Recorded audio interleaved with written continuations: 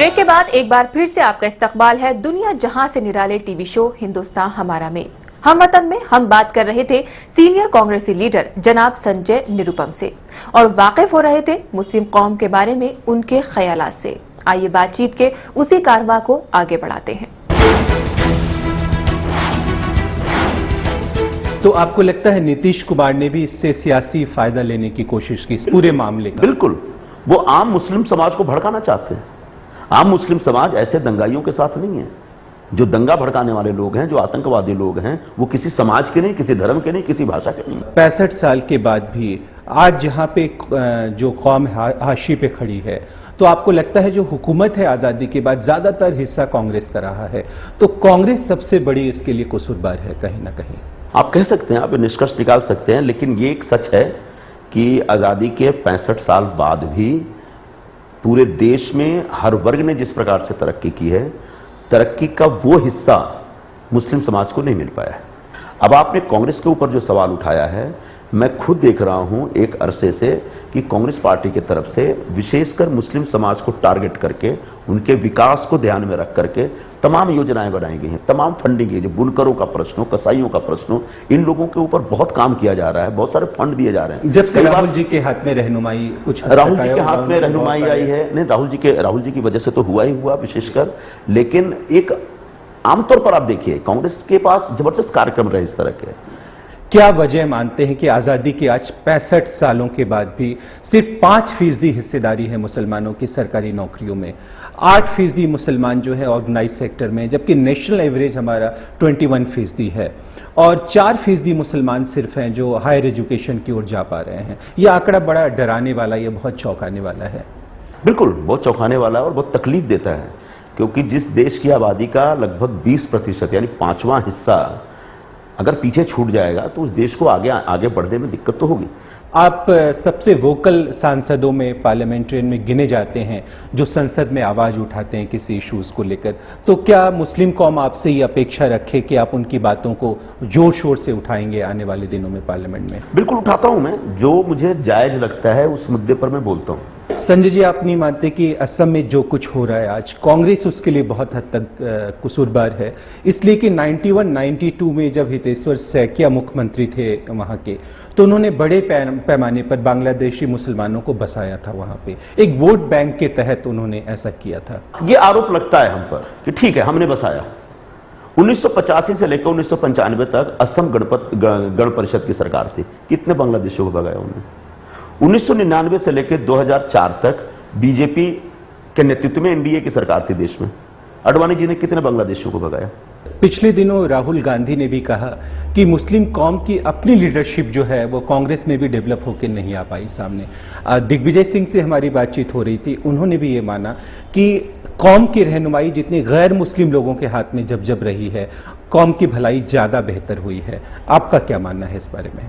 मुस्लिम नेता कांग्रेस पार्टी में रहे हैं, हाँ, और भी होने चाहिए, और अच्छे होने चाहिए, और कद्दावर होने चाहिए। संजय जी, हमें इतना सारा वक्त देने के लिए बहुत बहुत शुक्रिया। शुक्रिया जी। ये थे कांग्रेस के सांसद और फायर ब्रांड नेता संजय निरुपम। अगली बार हम वतन में हम एक नई शख्सियत को लेकर हाजिर होंगे, तब तक के लिए खुदा हाफिज। ये थे कांग्रेस के फायर ब्रांड लीडर जनाब संजय निरुपम, जिन्होंने कौम की बात, उनके जज्बात, उनके मसाइल को नई रोशनी में देखने की कोशिश की। हम वतन के बाद अब वक्त है मिर्च मसाला का। मिर्च मसाला यानी सियासी नेपथ्य में बेतरतीब पसरे उन चुप सन्नाटों से बदकहियों की एक छोटी सी कोशिश। तो लीजिए पेश है आज का मिर्च मसाला, यानी खबरों की खबर बनने से पहले क्या हटे।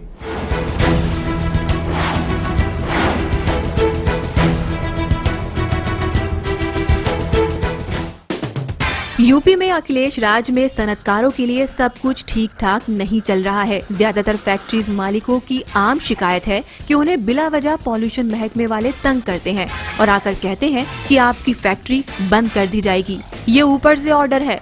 जराये के मुताबिक ऊपर से यानी अखिलेश के अजीज दोस्त अभिषेक मिश्र का। अब फैक्ट्री वाले भागे भागे लखनऊ पहुंचते हैं और अभिषेक मिश्र के हाथ पांव पड़ते हैं तो उन्हें फिर सलाह दी जाती है कि वो एक बार संजय डालमिया से दिल्ली में मिले और वहां पूजा अर्चना के बाद ही वो बेखौफ होकर नोएडा या दीगर सनती नगरों को लौट पा रहे हैं।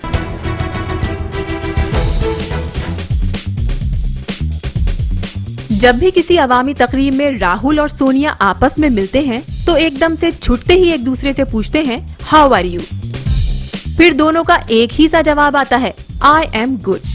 राष्ट्रपति भवन में हल्फ बर्दारी की तकरीब के दौरान या 15 अगस्त के दिन भी बिल्कुल यही नजारा देखने को मिला। अब लोग ये समझ नहीं पा रहे हैं कि ये ग्रीटिंग्स का वेस्टर्न तरीका है या दोनों रोज मिलते हैं मगर बात नहीं होती।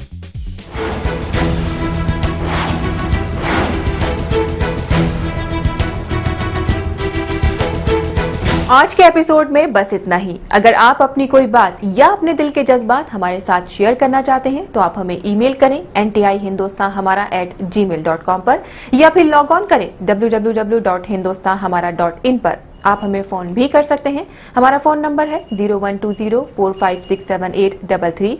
आप चाहे तो हमें फैक्स भी कर सकते हैं। हमारा फैक्स नंबर है 012042911218 पर। आप चाहे तो हमें SMS भी कर सकते हैं। हमारा नंबर है 09868807712 पर। यकीन मानिए आपका हर एक मशवरा हमारे लिए बेहद कीमती है। इबादतों की तरह मैं ये काम करता हूँ। मेरा उसूल है पहले सलाम करता हूँ। मुखालिफत से मेरी शख्सियत संवरती है। मैं दुश्मनों का बड़ा एहतराम करता हूँ। आज के एपिसोड में बस इतना ही। कल यानी सोमवार को फिर होती है मुलाकात हिंदुस्तान हमारा के रेगुलर एपिसोड में रात ठीक 8 बजे इसी चैनल पर इसी प्रोग्राम में। तब तक के लिए मैं त्रिदीप रमण अपनी को होस्ट साइमा खान और पूरी NTI टीवी की टीम के साथ आपको कहना चाहता हूं अलविदा। आप खुश रहें, सलामत रहें, आबाद रहें। खुदा हाफिज। खुदा हाफिज। कल के मकाम में देखिए मुल्क के जाने माने कव्वाल कुतुबी ब्रदर्स की जिंदगी की दास्तां।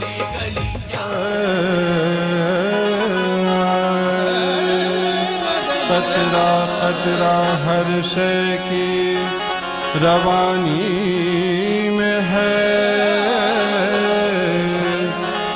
जो ये वतन जिंदा है तेरी जिंदगानी में है। मेरे सीने की आग तेरी आँखों के पानी में है। मेरी जुस्तजू में है तेरी कहानी।